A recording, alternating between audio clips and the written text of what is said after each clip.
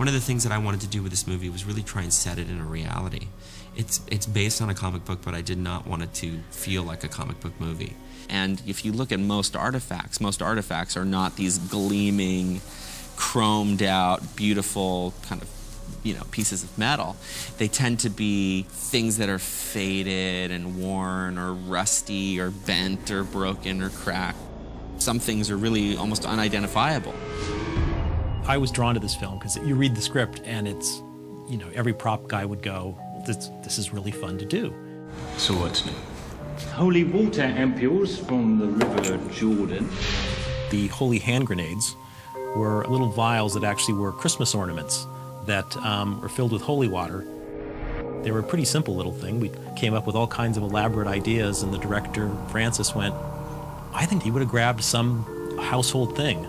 So we just went and got some Christmas ornaments and made these.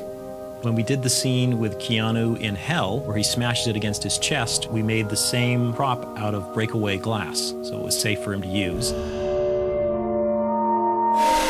Hell apparently doesn't have a lot of water in it, so it's the conduit to get back, so these are rather valuable to him while he's there.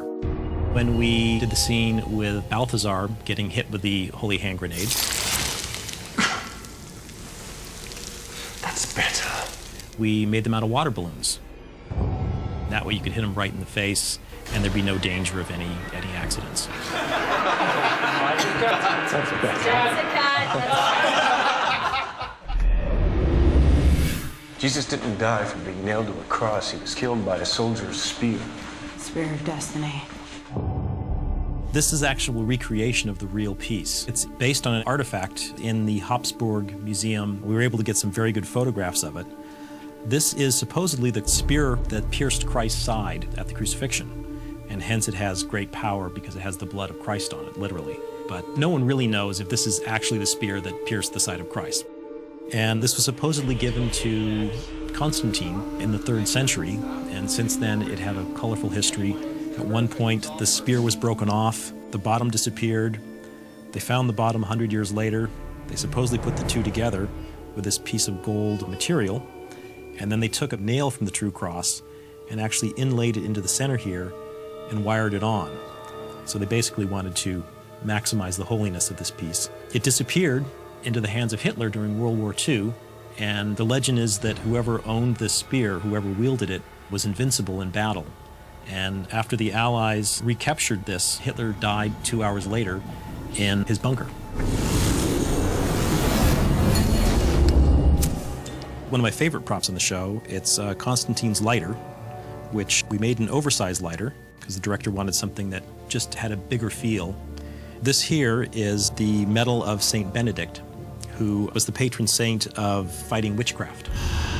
We also put a little inscription on the side, which means, let justice be done, though the world is destroyed. It was carved out of brass metal, and we actually used the inside of a real Zippo lighter, because being prop men, we want to make sure it works, and I tell you, there's nothing better than a Zippo, because it lit all the time. It was great. The pack of cigarettes that Constantine smokes, it's a fictional pack of cigarettes, and it's something that Beeman brings back for him because it's a Chinese brand, which translates Yellow River. And we had one of our artists in the art department do up a fantastic little design on it. Looks better than a lot of real cigarette packs.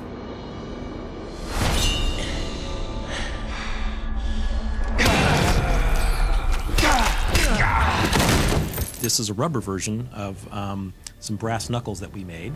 These are supposedly melted down from holy relics made out of gold, and hence had great powers to them. A little crucifix poured into it, a little filigree, and a lot of Latin lettering. May God have mercy on you.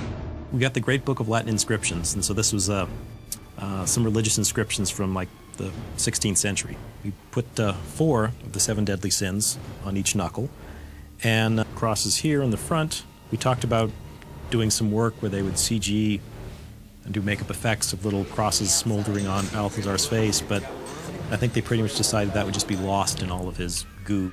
Come on, you don't need its protection. It'll be like back in the day. This amulet is what Hennessy uses to protect himself from evil spirits when he travels in the ether. And we were getting tired of doing crosses, so we wanted to do something that was a little different. This is actually based on a symbol for the Holy Trinity that we did a little variant on with a circle and put some archaic lettering onto it, which probably no one will ever see except me. Think of it as a bulletproof vest. John, there is no 17th act in Corinthians. Corinthians goes to 21 acts in the Bible in hell. They have Bibles in hell. The Bible from Hell is a book that Beeman uses to find out who Mammon is and what he's trying to do with the Spear of Destiny. We had an illustrator do up some pictures for us. I went to great lengths to actually write the copy for the script and then have it translated into Latin. The cover's rather obscured at this point, but it's actually wrapped up in plastic in the movie, and it's all covered in like a black slime. Holy shotgun's pretty good, which I end up wreaking some havoc with, which is fun. Boom. This prop went through a lot of changes in the film.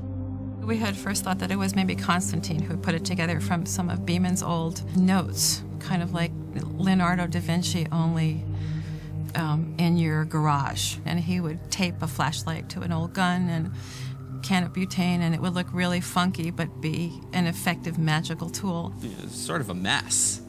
You know, the intentions, I think, were right going in, but the gun just did not look good. So we then just started to build the different kinds of relics that this gun came from. And then we started to try and unify them so that when they locked together, you'd say they were actually originally designed to be pulled apart and put together to form this gun. In the final film, you don't really see the assembly of it, but we did one scene where the prop is assembled. So actually all these are different components of holy relics in Beeman's lair. You're not supposed to be up here. This would snap together, like that. Pull the cross out. So we did a test with it on our microwave system. That snaps in. Like your dragon's breath. Fuck. 27. 19. There you have it. Your holy shotgun. Parts standing clean. It was a hard prop to build because it's about, 8 props in one. We had to keep the weight down so it was easy to use. It was a functioning prop. The light on it had to light. It had to fire. There's a lot of elements to it that were mechanical, which always makes it a lot more challenging.